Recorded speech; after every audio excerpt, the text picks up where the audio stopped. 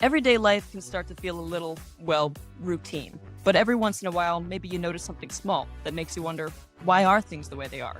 Why can you buy CDs at coffee shops? These moments are called ruptures, and they're a gateway to thinking about larger cultural norms that impact our everyday lives. My name is Lily Forrester, and I am the host of the new Anthropology podcast series, Life Anth.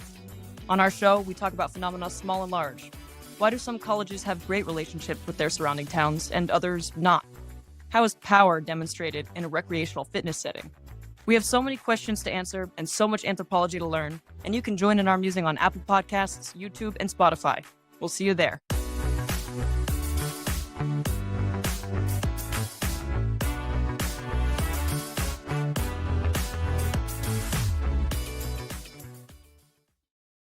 Hello and welcome back to Life Anth. I'm super excited to be here today with my guest and permanent member of Life Anth going forward, Kim. Kim, welcome to the show. Hello, Lily. How are you? Welcome back, right?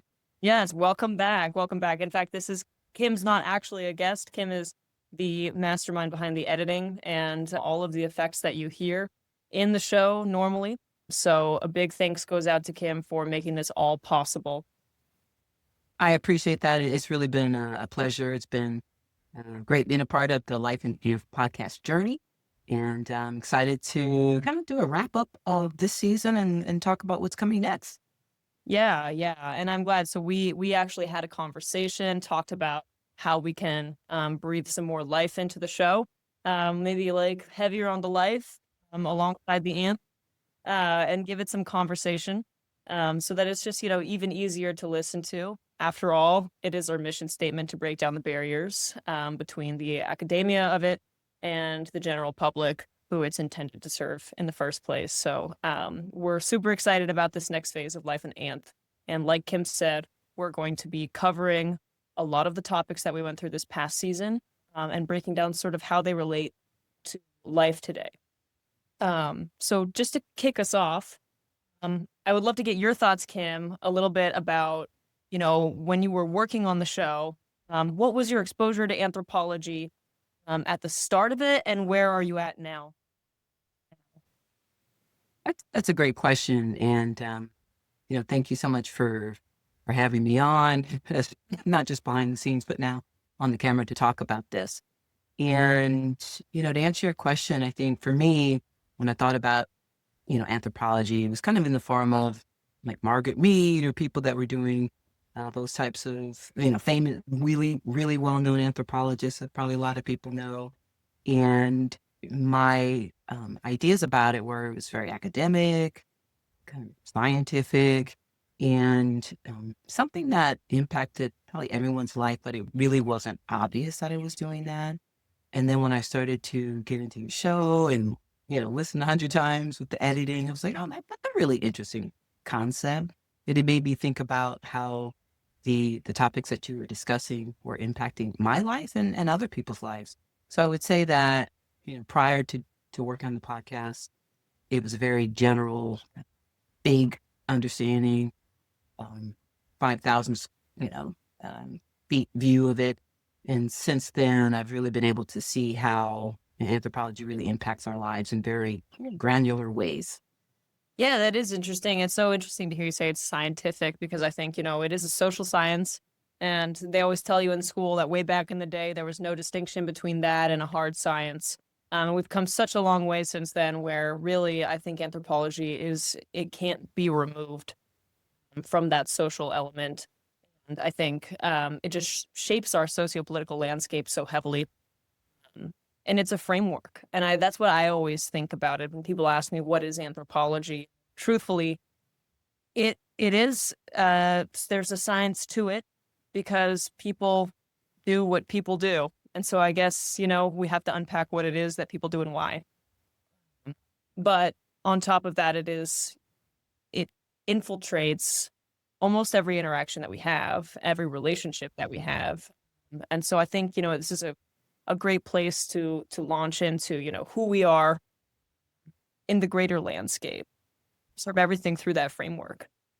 I agree. And I also think that, for me, it gave a name to some of these things that you kind of feel in society in general, or maybe even your own personal experiences. It's like, oh, okay, this is not my imagination, or maybe they were things that I had thought about, but with the definitions and the science and the research behind it, it really helped to put it all in a nice envelope, so to speak, that makes more sense. Some of the experiences or things that I notice or observed in life in general. Absolutely. Yeah. It definitely makes you unpack a lot of interactions you have, quite a bit more, I think. And I think that's actually an interesting thing to start our concept review. Just thinking about, our place in the world, I have two things to bring back from episode 1. First, I would like to mention emic and edic. So, what we're talking about is in group and out group in a very simplistic explanation. But essentially, if you are observing a group of people and their interactions together as anthropological, but you're not involved in that, you are taking the edic point of view. So you're an outsider looking in. Whereas if you are observing an interaction that you just had and you are observing the culture that you are directly within, you are actually looking at it from the emic. And that pervades when we talk about anthropological. How shall I put this? We talk about anything that can be seen as anthropological. That emic and edic is an essential part of our positionality. And that's something that we establish in anthropology all the time because, when you think about how you feel and digest a certain interaction, a certain relationship, it's impossible to remove your own identity from that. And that's where we get this idea of positionality and how we can apply it when we're writing so that if a reader, for example, is digesting something I've written, they might know that my identity as an LGBTQ young woman living in Boston might have something to do with what I say about it. Yeah, and that first episode really, I think, set the stage very well and laid the groundwork because I think everyone can really relate to those concepts. They may not have heard of them before, but we've all experienced them, whether it's a family dynamic or a workplace situation or interpersonal relationships. And it's all fluid. It's like, okay, you're in your work situation. There's a positionality that you have, but as soon as you leave that and go be with your friends, it's a different type of scenario. And for me, having really go through that helped me understand how these relationships play themselves out and how these concepts play themselves out.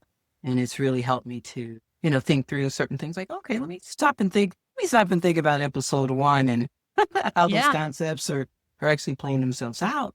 Because I think oftentimes, especially when conflict, arises, it's easy to become very emotional about those things. But when you think of it from the perspective of, okay, like Lily says, these concepts, what's going on here? What's your positionality? What's your voice in this? The relationships are often, power dynamics change.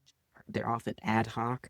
And it really helps to kind of remove some of the emotionality around some of those topics, issues, and situations that people find themselves in. Absolutely. Yeah. And I think just to sort of jump on something you said there that I think really pertains to some other terms that we talked about is, you said that when you go to work, you're one person, you're involved in one culture. And when you leave and you go with your friends, you're involved in something else. One thing I will say is that anthropology says that every single group of people has a culture. It's impossible not to have a culture. So, there's been debate about how small that group needs to be, but they say there is a culture of any group. We'll call it 3+ because there's debate on the 2.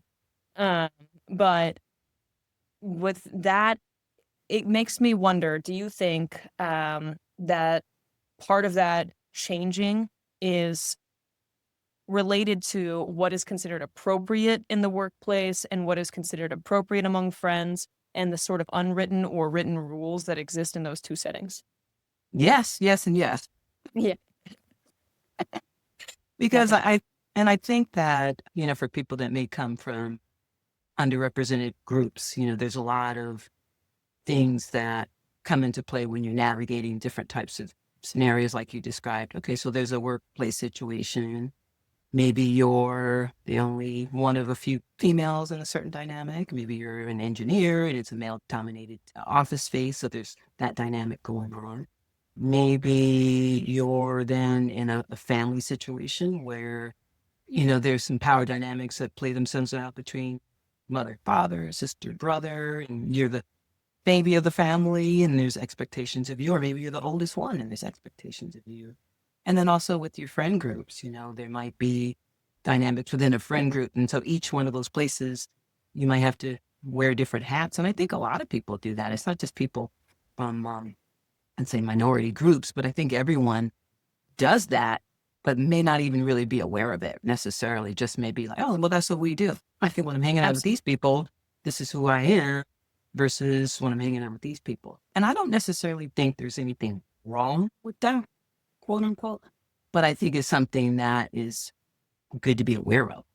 Absolutely. Yeah. And I think it's just so widespread that when there is something wrong with it, and it absolutely can be used as a weapon, but is also like an inevitability of a lot of different social groups. I mean, I think back to when I was a child and I had my school friends and my basketball friends. And even though there was nothing inherently different about those two groups, the cultures of them were different just based on the specific personalities who were there and the circumstances we existed in, and how if I had a birthday party, it would be weird to have those two worlds because the two rules are different within that.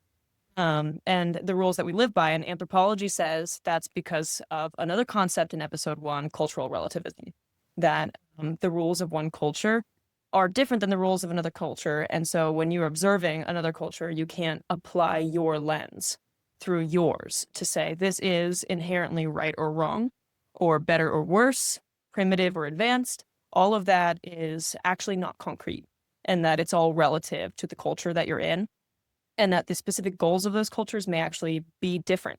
And so you cannot apply the same scale across cultures. And that makes sense. And probably people inherently understand that. But I think the podcast and anthropology, that, the terms make it real clear. It's like, okay, this is what we're all experiencing. There's a term for that. It's not, you're not making this up, and you're not feeling something strange. And I think the question is, how do we interact with all of that, and how do we navigate it, and come to terms with that, and kind of make peace with some of those things.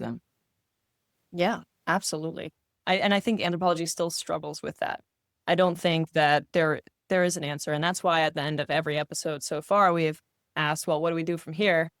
And we can never really offer a concrete answer. I think that the answer is always be aware of it and try to exist in a way that is, I guess, by the anthropology book, in a way. But, I get the impression that, and this is a question for you, I get the impression that a lot of the studies, or maybe not a lot of the studies, but one of the goals is to kind of understand conflict, right? And how to maybe ameliorate or negate conflict between people in different social interactions. Is that right? I mean, Am I making this up, or is that? I think it is the most common application of it, sort of colloquially. I think anthropology, it's so interesting. The breadth of studies, we've talked about a lot of concepts that are sort of very broad and engaging, and you can see pretty clearly how they tie into these concepts that we've studied. But there are so many divisions of anthropology. You would not have a very easy time observing maybe ethnomusicology and understanding how that is directly applied to issues of conflict. I think that anthropology, what it is, and it sounds so fluffy, but we try to understand what people do. And given that conflict is a very large part of the human experience, it is necessary that we address all of the conflict that arises from just basic human existence. And so I would say yes, although that is probably, I would say yes, that is probably not what most anthropologists would say. They would offer you the larger explanation that I just did. Which is the anthropologists are trying to understand what people do. What people do. Yep. Conflict is a core part of the human experience. Now, are they also trying to understand why people do those things? Absolutely. And that, I think, is a really good call out. I think that when we talk about why people do these things, we have to observe like the structures of power that we exist within, which, as you know, all we did all series was talk about the structures of power that exist before we exist, and then we come to exist as actors. And so I think that's something really that's been interesting for me, and writing the show is thinking so many different ways about these different concepts, and trying to figure out, how do situations, circumstances, and relationships in my life reflect some of these, because everyone's do. I agree. And then I think, back to your original question of what, how has my view of anthropology expanded, since I've been doing the podcast. And it really just has made me think through a lot of things, even as we see current events, situations play themselves out. It's like the whole power dynamic. And I think power is often very fluid. Sometimes it appears that, oh, this group's powerful, but if you really peel back the layer, it's nothing's etched in stone. Definitely not power dynamics, and they can change based on the people involved, the situation, time of year. Oh yeah. There's a whole lot of elements that go into that. So it's really made me think through that, and also think through, well, how can things, how can maybe something be resolved if you can think through some of those situations, because you're thinking about your own personal situation, but it helps to think through what might those other people be going through as well, and what's their positionality, or what might their framework be from an anthropological lens. And I love what you said about how it's not so etched in stone. I think that there are broad sweeping things that in general are really true and do require us to acknowledge it in some way. And I think that that's been, I think, broadly acknowledged in the anthropological community. But if we can call back to the episode we did on power of touch in a recreational fitness setting, a lot of the discussion there was about power as it exists in a circumstance. So we talked about power within the bounds of the recreational fitness room, and how there that person is an instructor. They have all the power. They're a performer. And then when they leave, they're just a person again. And so, the power is sort of bound to that one room within those walls. It is so granular all the way up to the macro level, really, where we can see that these dynamics of power are playing out. Oh yeah, and especially with that episode, it made me really think about. I had a career in the spa industry for quite a while. Really, really loved working in that industry, and it was always a matter of you're in a tight space, with a stranger. Usually, oftentimes you're meeting someone for the first time, and you have to get into touching them because it's a spa treatment, and you don't have a whole lot of time to get into. We don't have a half an hour to break down some of these barriers, and you have to move real fast to get people comfortable, because touch is the essence of these things. So I really made me think about that. And you could have, so I worked at a very well-known spa. We had high-profile people coming in there, and it's like I literally would see this person like, did I just see you on like a financial reporting show, Mr. CEO? But here they are. Yep. But it's all about power, right? And in that situation, it's you see that person in the outside world, and it's different when it's in a more intimate space, and all Absolutely. those things get stripped away. We don't have a whole lot of time. Yeah. Yeah. That's Absolutely.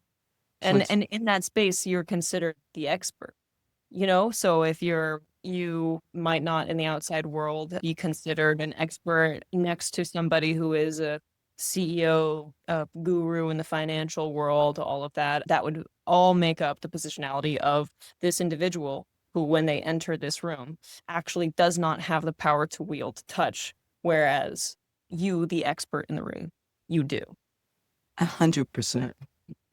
And if I ran into that person at a restaurant, an hour later, it would be like, no touching. We don't know each other.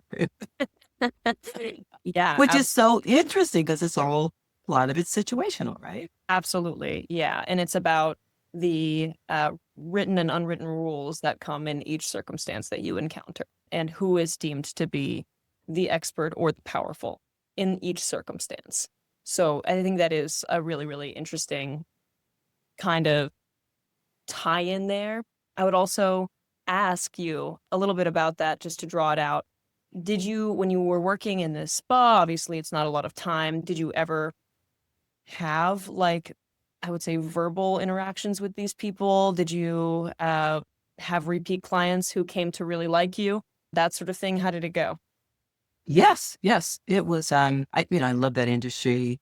It was a very good industry for me to be in. It was a great opportunity to do healing work. And I met a lot of really great, interesting people. And I did oftentimes have repeat clients, people that would come back. And, it was just one of those things where if you're meeting someone new, I would always just kind of say, well, you know what? This is just going to go my way. There's not going to be a problem. There's kind of like a prayer because you just never know. You see a name on a sheet of paper, you got to go greet this person. But it's like from the very beginning, even before meeting the person, say, this interaction is going to go well because that's my intention. Intention is this person is in need of healing. I'm here to do that. And I'm going to do my best to be respectful of their boundaries and my boundaries and all those things. So you have to navigate a lot. You don't have a whole lot of time, like I said, but I think in those types of situations, I'm the one setting the tone. Absolutely. This is gonna be a professional situation. I don't know what you're thinking, but this is what I'm thinking. This is how this is gonna go down. And that was kind of my attitude. It was always my Yeah. attitude. Yeah. And I'm so curious, about that setting versus the fitness setting, which are, it's two sort of similar.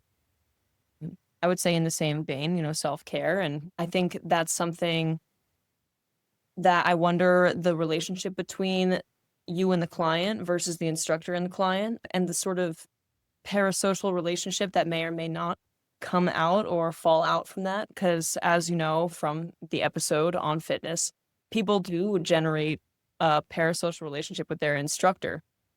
So I'm wondering, if that's the same in the spa industry or if it's different and if we can sort of speculate on why. And that's an interesting question. I think because I worked in, multiple situations, like a resort type places. So people were coming there for specific reasons and then leaving. Then in other environments where people were maybe showing up more regularly, like once a week or something like that. For me, generally speaking, I really didn't socialize with people outside of those situations because, the boundary was really important to maintain. And I didn't really want to be friends with people under those circumstances. And so, and even with conversations, sometimes people talk. I was just one of those therapists who's like, I really don't necessarily want to hear too many fuck your problems. It's like, because it's kind of distracting. Oh, I'm So, sure. but some people, they have to let things out. And so you allow for them. I certainly wouldn't tell somebody to stop talking, but I didn't necessarily encourage that kind of thing. Some people do. I mean, some people like to know their life story and what's going on and the problems with the kids and the husband and this, that, and the other. That wasn't necessarily the way I like to handle my business like that. But I know some people did and do. I just think it's good to keep the professional boundaries professional and the friendship. And I really didn't blur those two things. Yeah, absolutely. And I think that's something that we talked about with fitness is there's slightly more difficulty in maintaining that professional boundary, which is I'm positing that that's why this parasocial relationship may be more prevalent in the fitness space than it is in the spa space. I think maybe it is literally the setting that you have a group of people who come together and you're performing for all of them at once.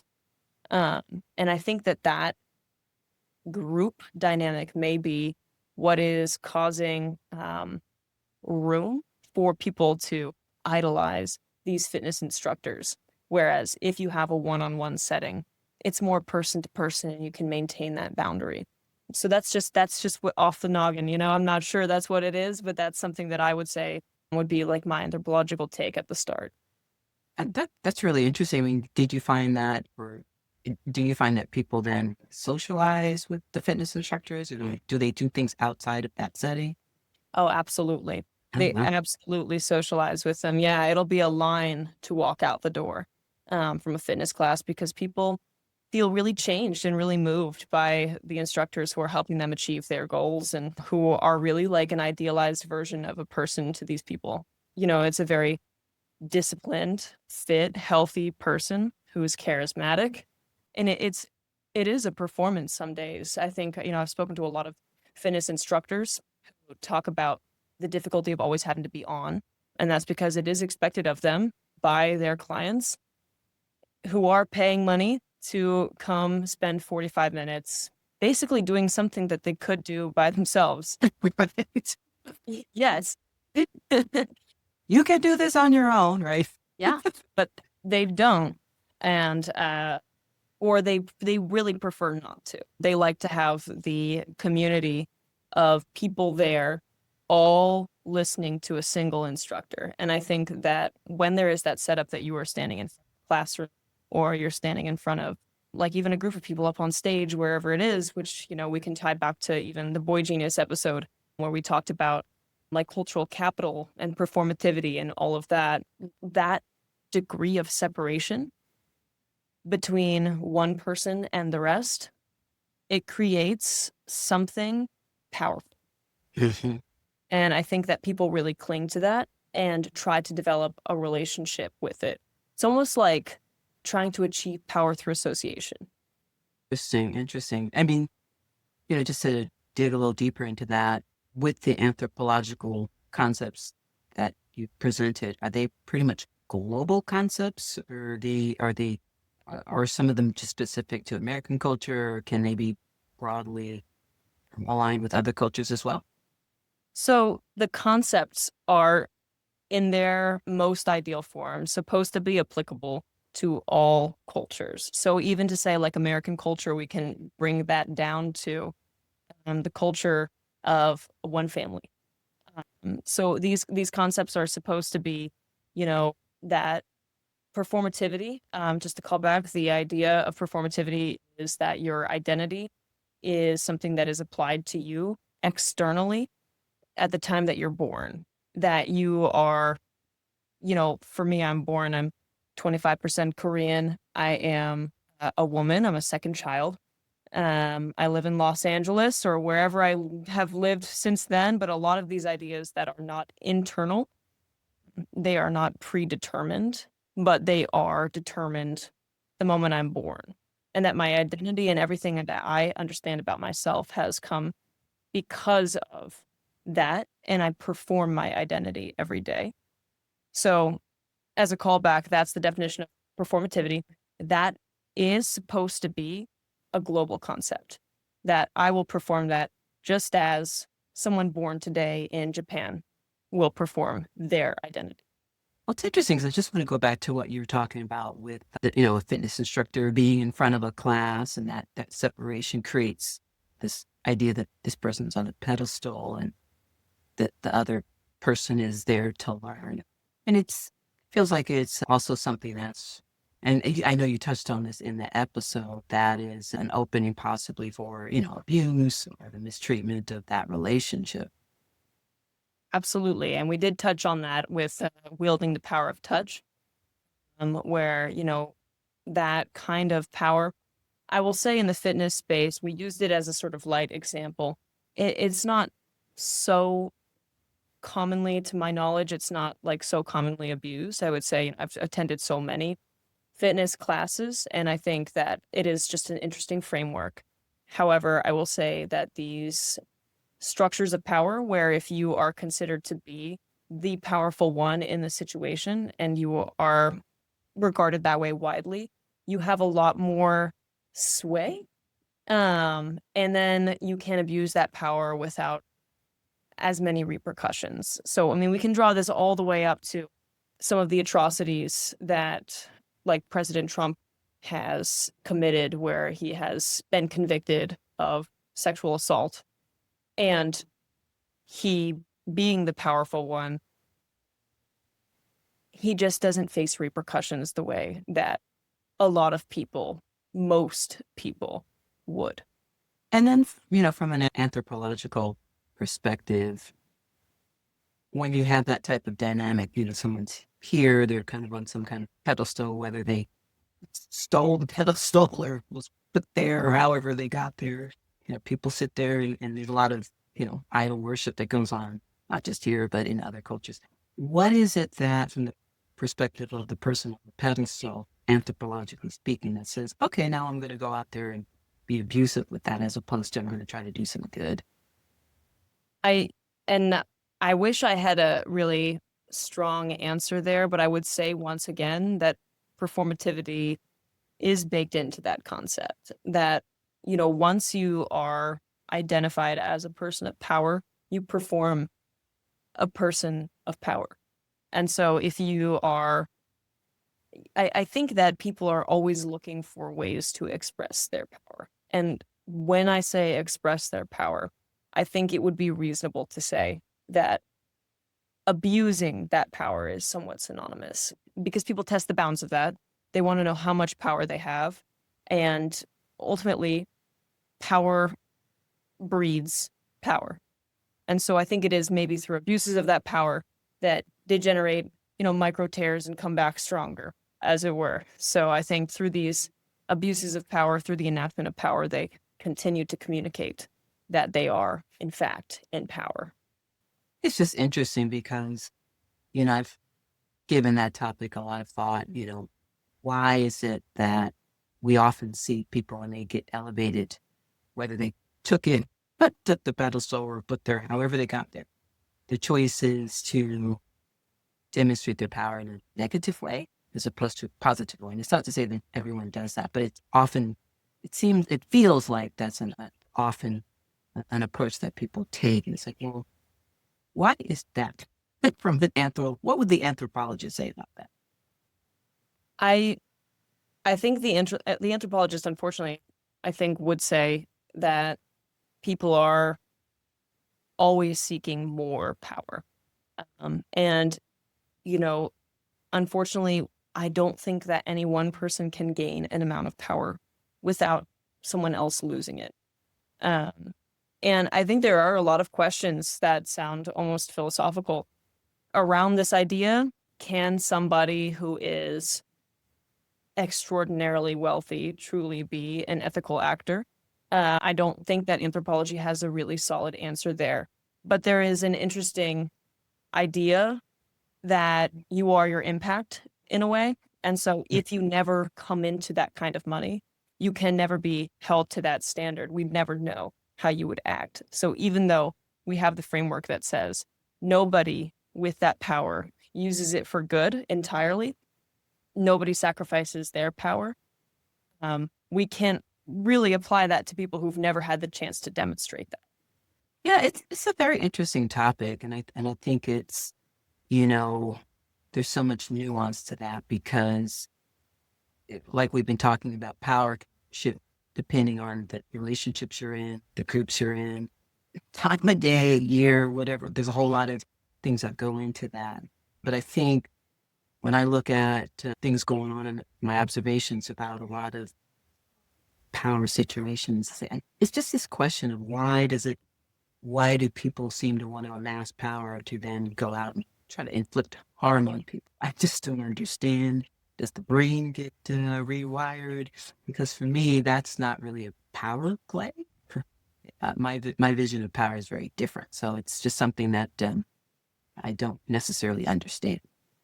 I personally feel that, and I'm not an anthropologist, I'm a human being that loves to observe things. It feels like there just really needs to be a rethinking of expression of power because I don't know if we just have a lot of hurt people out there that are just trying to get power to hurt other people. It's like, what is that? Because like I said, my view of power often has nothing to do with what I observe. So other powerful people demonstrating. I I think that anthropology doesn't have like a super solid answer. And I think that's like a really big problem. But I think that the answer is that power exists to preserve and grow power. And so I think that's why we see people, I don't think we covered this in the show yet, but there is a concept called the paradox of proximity to power. And what that means is if you are not exactly the ruling class, but you're like kind of close to the ruling class, you have this like idea in your head that someday you could get there. And so your goal is to uphold status quo. Because if the system gets dismantled, you have the highest probability of actually being in a position of lesser power. Because right now you're very close in your mind to the powerful. This would be like the upper middle class would be an example of this. Probably the most common example of this would be the upper middle class. They think that one day, they're next in line to be billionaires, but it never really happens. Even though it never really happens, you still think like, if I can just uphold the status quo, then Long enough. yes, then I will get there eventually and I'll be the billionaire. And so I think that really demonstrates this idea that people who have power live in fear of losing it and therefore exist to grow the gap between the powerful and the underserviced, I would say. Well, yeah, I mean, I just think that the issue and the topic of power is a really intriguing conversation. And I think more people really should have the conversation because I think when you look at our country, I'll speak to that because I'm most familiar with it. I think there are these ideas that, people at the top of the food chain, whoever they may be, have this idea that, everybody else is clamoring to get their position and knock them out. It's like, well, I don't know how true that is. I think a lot of people I know are just interested in living a comfortable, decent life, taking care of themselves and their family and their community, not necessarily trying to knock someone out of the box. So I think there's a lot of paranoia around that. And sure, there are probably some people that are interested in doing that, but I'm not sure how widespread that thinking is. And I think because there's that thinking, there are these efforts that are made to try to block people, keep people from this and keep people from that. And then it creates what you say, now you create something that you really are afraid of because it's like, well, maybe you should just leave people alone. And maybe they wouldn't have any reason to try to do anything, but you're now trying to block and miss and hold on and you got to maintain that. And so now it's creating this conflict that may not have existed prior to you behaving that way. So that's just my non-anthropological 2 cents. Yeah, and I think in a perfect world that would be the case. But I don't know if you're familiar with the show Yellow Jackets. I've heard of it, but I haven't seen it.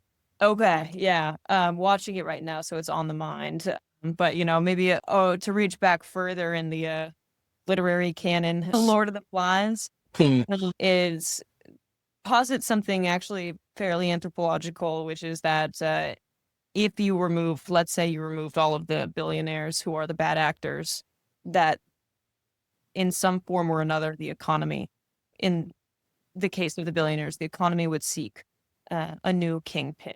So if all billionaires were removed and it was left to only like the upper middle class, they'd be now the most powerful, most privileged, and they would now have the most ability to move upward. And so because of that, there would fall into place a new structure.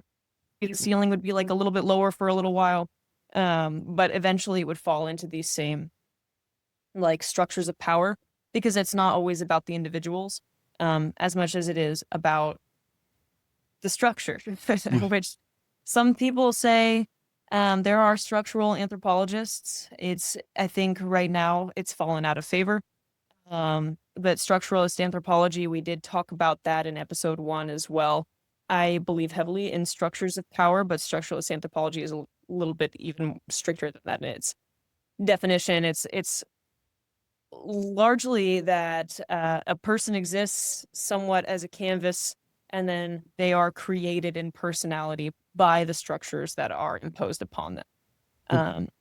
So, I don't believe that people are canvases necessarily. I think that there are things that are personality traits. I won't go on record saying I'm a structuralist anthropologist. But, structures, I think, are a very key concept here that says, we would posit as anthropologists probably that if you were to remove the powerful class, your problem wouldn't be solved because Mm. then find a new powerful class. 100%. And I think that's, just a larger issue of, this whole notion of people clamoring for power. And it's like, well, what's your definition of power? For some people, they're powerful because they're healthy, they're in, strong relationships. They're not necessarily seeking to use that personal power to overtake somebody. But I think with civilizations and societies that have been up and running for hundreds and thousands of years, certain things are now set up to be a certain kind of way. So it's hard to even imagine them not being this way. And I'm not suggesting that they necessarily shouldn't be this way. I think it's just a good conversation to have of like, okay, you want power to do what? Okay. And oftentimes the pursuit of power means that someone else is suffering. Like that's the issue that I take with it. It's like, okay, you want your little power thing, that's fine. Why are people suffering for you? Like who says that you should be the person to have all Um, that and everyone else should suffer? That's the question. Who died and left you, boss? That's my question. yeah, I think that we're gonna have to do a necessary sneak peek into season 2 here with this one, but I think what you are referring to is actually a very interesting. It's an interesting anthropological concept that I think is owed an episode, so I don't want to give away too much. Um, but it is Yeah. called the Protestant work ethic.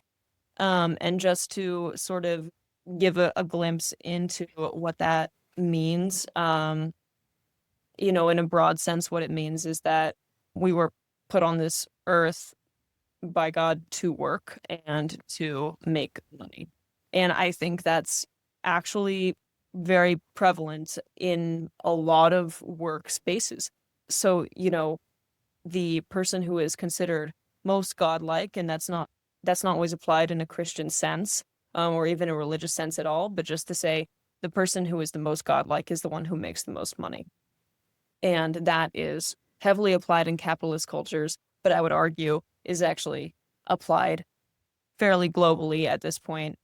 I'm afraid that globalization has somewhat killed a lot of anti-capitalist I don't know, spaces in the world. I think that the world has become progressively more capitalist as globalization has occurred. And it's really all about chasing that next dollar, which is supposedly when you get wealthier in society, you're considered better. Yeah, I'm really looking forward to that conversation because I thought about this a lot and have had conversations about this a lot. And where I fall in on that is I think people need to understand that not everyone. Let me back up a little bit. I think oftentimes what we hear is there's these this class warfare and certain elements at the top of the food chain. They think everyone's jealous and envious, and it's like, well, slow down. Okay, let's back up. Like, no one's necessarily. I'm not. I'll speak for myself. Necessarily jealous of your money and whatever you're pursuing. Um, the questions that I have is when you start judging other people who are not pursuing exactly what you're pursuing, and then you have all this name calling and put downs and all this stuff because people aren't doing what you're doing. Therein lies the problem that I specifically have. And why do you think that your idea is the best idea? Maybe that should be up for debate, but people don't even seem to really want to have the debate. And, my question about that is, well, if you're so confident in your belief system, why don't you want to have an open conversation about it? Yeah, I think it's a fair point. I'm just wondering. I'm just Yeah. asking I because mean, it's that I think so many people feel that is the right answer is that it's communicated downward. So really, you know, in a broad sense, I think it's largely just about your money. And I think that's the most widely applicable one. If you can think down to micro cultures, like in sports teams, they award the people who get the most points and that sort of thing. Those people become the captains and then they wield power, even if it's sort of a figurehead but they are allegedly in a position of power. And I think that all of that falls out from the Protestant work ethic, which says that if you have the highest output, you are the closest to God. Which is so interesting because, and I know we'll get deeper into it, but, based on my understanding of some of the basic Christian fundamental values, um, it's actually in direct juxtaposition with all those values because, um, Jesus was a carpenter's son and, the riches were in the heart, right? In the soul. So it's just interesting. Right? Because on one hand, people are like, oh my God, these values, these fundamental values. And it's like, based on my understanding, it had nothing to do with wealth. Oh yeah, absolutely. Yeah, and religion is I think in so many ways can be abused by governments. That the people who wield that sort of like Christian power they're not necessarily actually acting Christians. And I think that's something that can be broken down in another episode that is Ode, which is like anthropology of religion and talking about religion in a broader sense and how it interacts with us in our daily lives. And people who are say they're not necessarily religious actually come to find that basically in anthropology we posit that essentially everybody is religious and ritualistic in some way, and that that core belief system is not ever really the problem. It is the abuse of it that is the problem.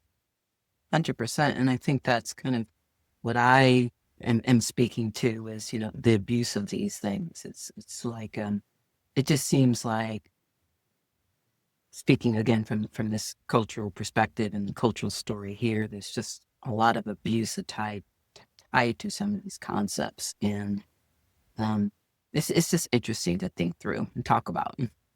Absolutely. And that will absolutely get another episode as well.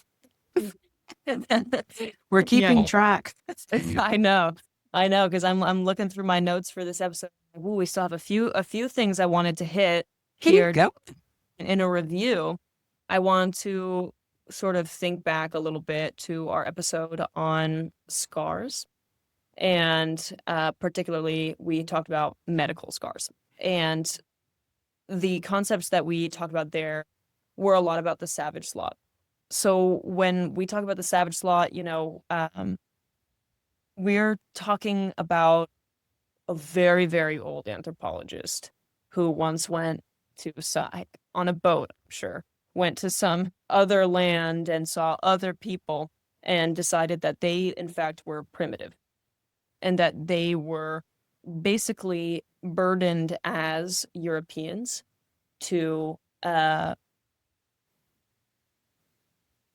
help them become as advanced as these Europeans were, even though people from other places, like we talked about with cultural relativism, are not on the same scale. They did not believe that in that era of anthropology. And so that savage slot was created. Now, even though we now denounce literally that practice, this savage slot plays out in so many ways. So I'm curious your thoughts about the savage slot and how you see that playing out in conversation. I know that we gave a lot of time to that in the last episode. Just curious to hear you.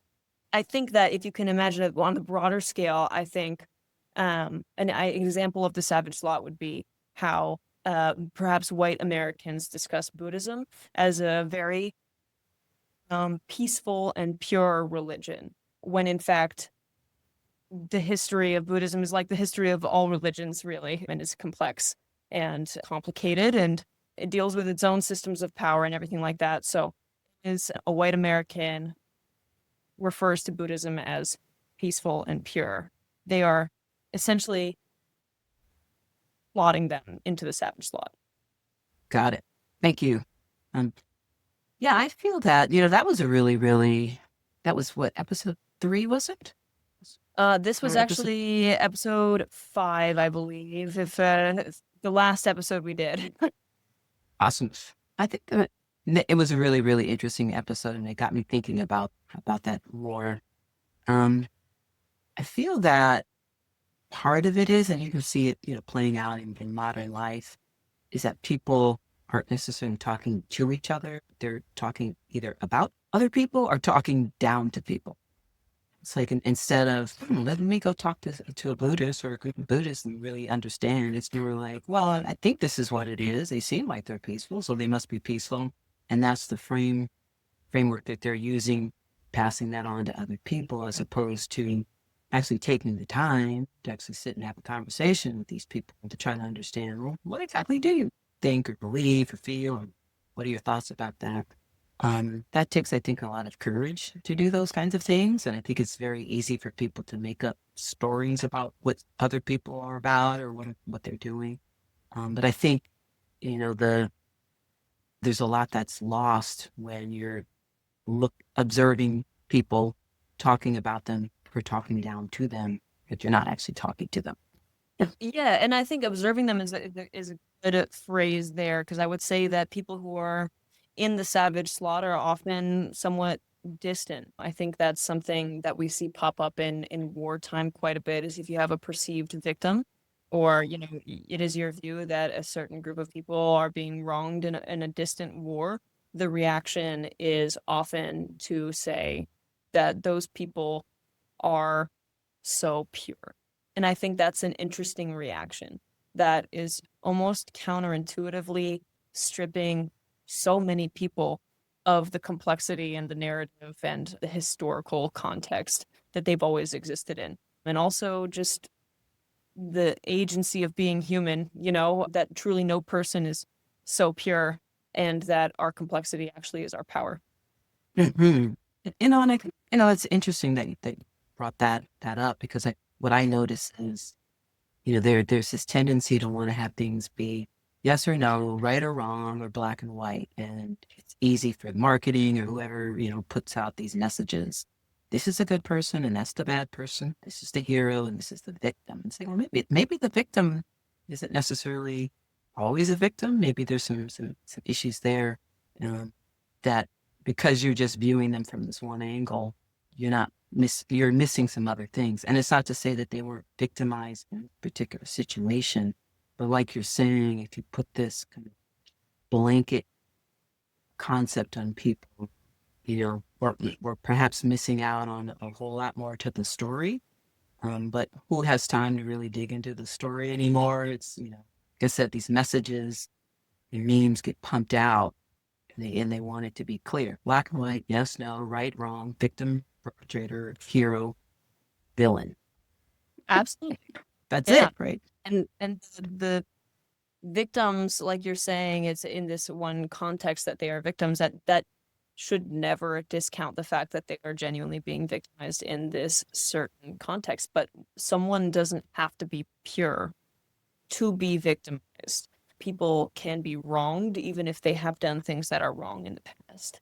So I think that's something interesting, that is such a cultural tick almost, where people see something wrong happen and then everything about them is necessarily pure.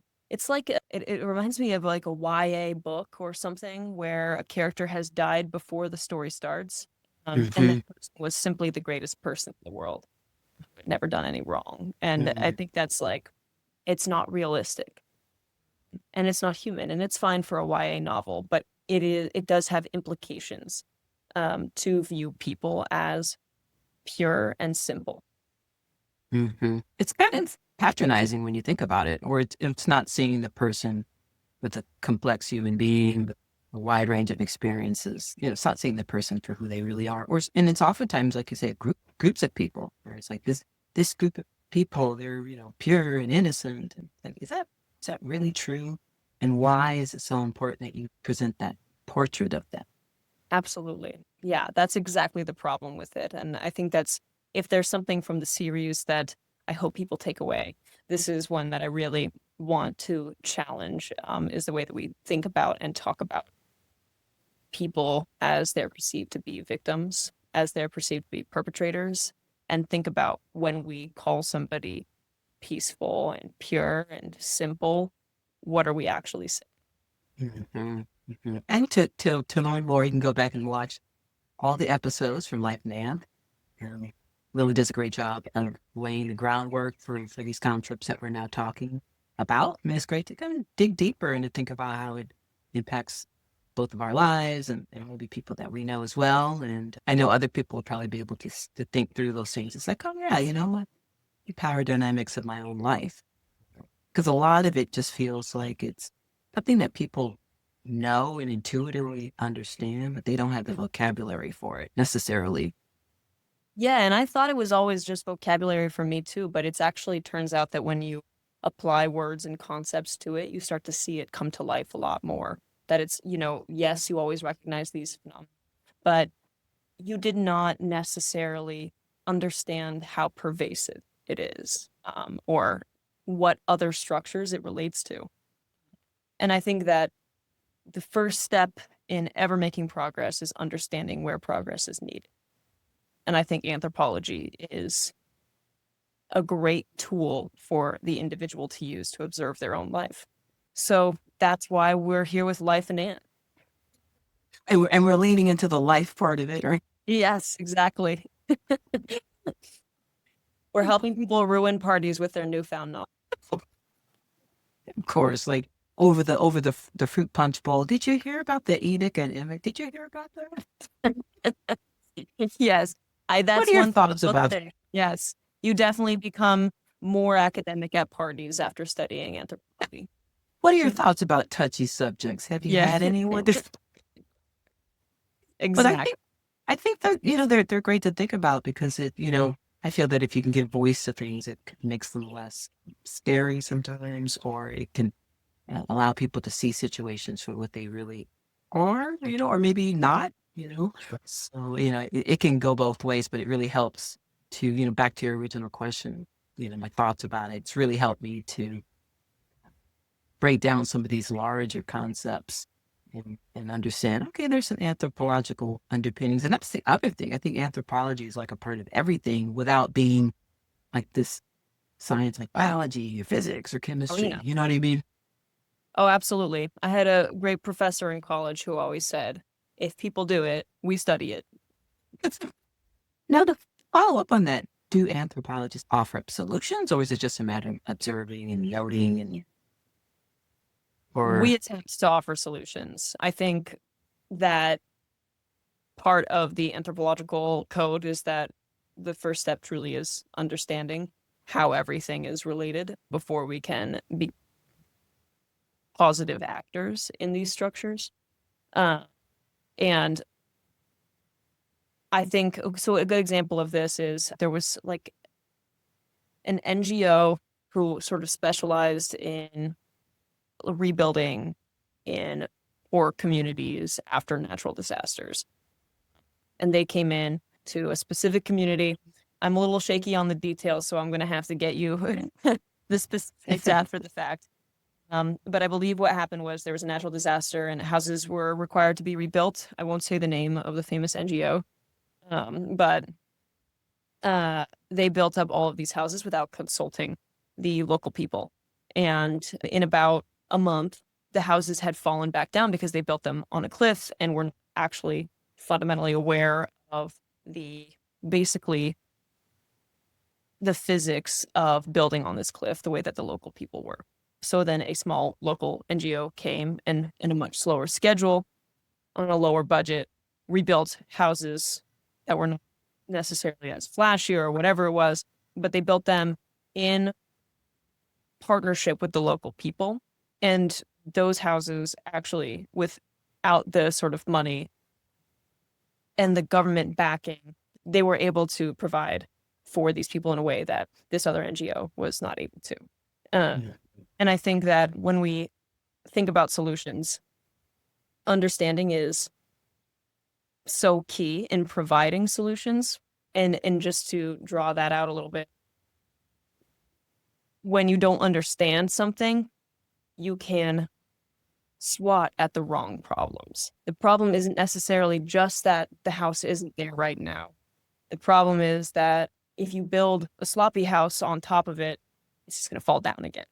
Mhm. And so I think when we talk about anthropology, a lot of it is to say, here is some understanding we can't fix it all right now, but there are small ways, like always consulting the people who are experts within their culture, um, for solutions within that culture. And I think that's probably the largest answer there, is that the people who are actually actively living it are the experts on it and would know best how to serve it.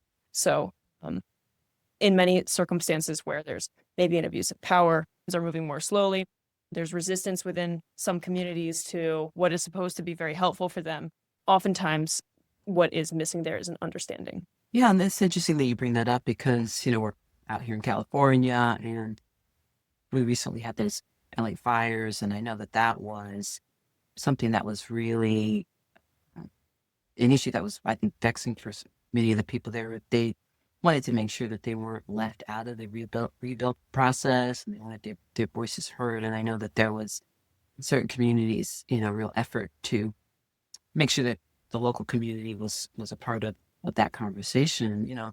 Seemed like a no-brainer to me. I don't know why that would be really that hard, but I guess if you have people that think that things should be a certain way, they're not necessarily thinking that they should maybe consult the people that want to be living there.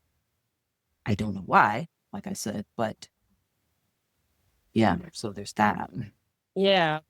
I think the misunderstanding there would be that people think that because something worked somewhere, it's going to work somewhere else. So because the house that they built here stands tall, the house that they build there, so long as they follow the same formula, is going to stand tall as well. When the reality of it is that there are simply different circumstances Mhm. that require different solutions. And when we look at cultural things, not using the house metaphor anymore, when we look at maybe like we look at something like school districts, what raises test scores in one school district is not going to raise test scores in another.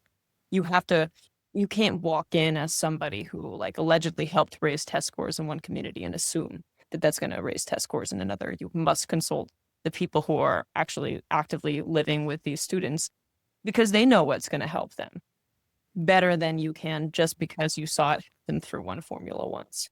Mhm. Mhm. And that's a really good example because, I did teach, I have taught in different school districts and different schools, over the years. And I think oftentimes what happens based on my observation is, yeah, people are, they're trying to find some solution. They saw that this happened over here, or maybe there's some consultant that is making a proposal. So they're like, okay, let's go for it. Because they want something to happen. They want it to happen now, and so, that's understandable. But at the same time, it takes a lot to really think through, well, what about this particular school district? What's unique to our community? How can we best reach our community? Oh, once again, maybe we should have a conversation with our community, right? Yes. But I back to think that. that's so much of the battle, is then conceding that power to the people who are the experts within that space. They always ask in anthropology, who is the expert, the professor with the doctorate who studied the Holocaust, or the Holocaust survivor. And the answer is both are actually, Yeah. in very different ways. There's the sort of positivist theory that, if you know the facts, you know it. And then there's the phenomenological theory that if you lived it, you know it. Um, and I think that's something that we need to see more respect for. The phenomenological side of the equation is, trusting people who actually live with these circumstances, that they sometimes know better than you do. You may have the math, you may have the formulas for it, and that's great and that's necessary. You're an expert on that. But there are people who are actively living it. They're going to know what has and has not worked, what might work going forward better than you will. And just a comment on that, the whole idea of experts and things of that nature. I've noticed that in some political situations and settings, there's like a very anti-expert sentiment that's been going on actually for years now. Not always really sure what that's about, but well, I kind of do. But now there's a lot of a lot of people that don't necessarily want smart people around for all kinds of reasons, some obvious and some not so obvious. And it's also, another way to demean groups of people and put people down and say, oh, don't listen to them, listen to me. And, I agree with you. So, well, why does it have to be just one expert in a group? Why can't people just share their experiences and all of that kind of be collected and thought through, and then solutions come from there versus this one person who's, I just don't believe that there's one person that has the answers to a lot of things anyway. Yeah. And I think that's so much of the work there is not really believing that there really is someone who holds the answer. So that we have to always be looking for a new way to think about things. And I think that's the solution. If to answer your question from before, the solution that anthropology offers, I think that's largely what we hope will come of it, is that more voices are heard. And that when more voices are heard, we'll have a greater understanding of each other. And when we have a greater understanding of each other, then we can start to build. I think that's great. And I think that it's what's necessary. And I think, I would imagine that the anthropological perspective is that everyone's voice is important in the conversation, right? Absolutely. Um, That's why we have and interlocutors. that's why we have remind everybody about interlocutors. An interlocutor, yes, exactly. They're the phenomenological experts on the subject. They are the ones we talk to in our ethnographies. The anthropological essay format is the ethnography. And when we go into the field, we study with the local people, the people who are living it, the people who contribute to our work are our interlocutors. So, yeah, I think, there's a lot we all can learn about that because, there's nothing like your own personal experiences, right? But having said that, they're your personal experiences, which are specific to you and the situations that you're in, which are going to be very different from yours. But how do we leverage all of those experiences, especially if we're assuming that people are trying to find solutions for, because not everybody is, but many people are. How do you leverage all of that to, find some common ground and move the needle on some things? I'm all for needle moving. Well, I hope that in season 2 we can do some more needle moving. I'm super excited about this new phase. I think we have done a thorough review of the concepts that we covered in season 1. I'm super excited about everything that's to come. I already gave a little sneak peek into some ideas I have for episodes to come. So stay tuned for that. And go ruin some parties with your newfound knowledge. So we're going to continue in the next season.